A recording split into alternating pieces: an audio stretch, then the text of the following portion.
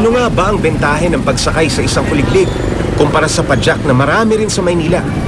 Inalam ko ang kaibahan. Ngayon naman, bilang pasahero.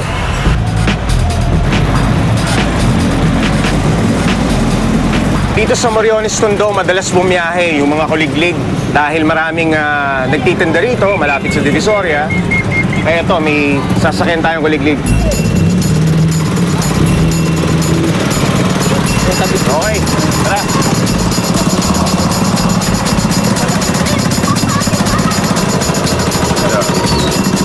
Maliban sa bilis, ang kuliglig, malayo-layo ang nararating kumpara sa padyak na limitado lang ang distansya. Depende lang kung pagod na ang nagpapadyak. Ang pakiramdam habang nakasakay ka dito sa kuliglig, parang ordinaryong tricycle lang eh. Ang kaibahan lang, mas maliit siya, mas manipis. Karamihan, puro lona, 90% lona yung nakatakip, ibis na bakal. At parang magaan. At kung marami kang napamili sa Divisoria at Tutuban Mall, kumbinyente rin na maihahatid ka nito sa mismong harapan ng bahay mo.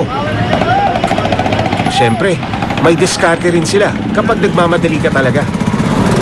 Ito raw yung isang bentahe ng mga kuliglig. Nakakasingit siya. Halimbawa, matraffic. Kaya mong mag-counterflow. Kaya mong isingit sa mga maliliit na espasyo. Makakadaan pa rin siya. Ang problema nga lang, minsan may mga nagre-reklamo motorista. Counterflow. Ito ang karaniwang reklamo ng mga motoristang walang pakundangang sinasalubong ng mga kuliglig. Bakit nila nagagawa ito? Para lang kasi silang padyak. Napakaramdam nila. Madali silang pagbibigyan ng mas malalaking bihikulo kapag sinalubong nila ito. Mukha lang kasing bisikletang the sidecar.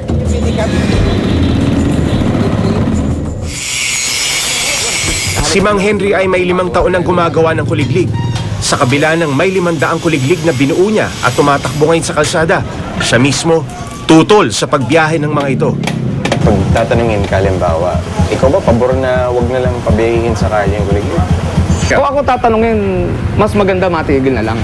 Bakit? Bakit? Walang control. May kanya-kanyang batas ang sinusunod nila eh. Ayaw nilang magpasakop. Kabisado ni Mang Henry ang kuliglig. Alam niyang hindi sapat ang preno nito sa likuran, kaya nag-aalok siya na dagdagan pa ng isa pang preno ito sa harapan sa mga customer niya. Ang problema, Pag inopera mo sa lagyan natin preno sa harap, tapos 2,000. Atras na sila, hindi, ayaw namin, ganun lang. Kaya hindi, tinitipid nila. Lalo na pag yung mga hulog bondary lang na klase, natitipid. dahil ipinatutupad na ang total ban ng mga kuliglig, isa-isa namang dumadating sa shop ni Mang Henry ang mga nagpapakonvert ng kuliglig para gawing padyak ang kanilang mga pampasada o di kay kabitan ng isang rehistradong motorsiklo. Nakaregister sa LTO without sidecar. Ngayon, babalik ka sa LTO, palalagyan mo with sidecar. Sa LTO kasi nakaregister to without sidecar Ngayon, babalik ka sa LTO, paparegister mo ngayon with sidecar. Kasi may sidecar na Sa City Hall naman, kuha ka ng permit. Kasi wala itong permit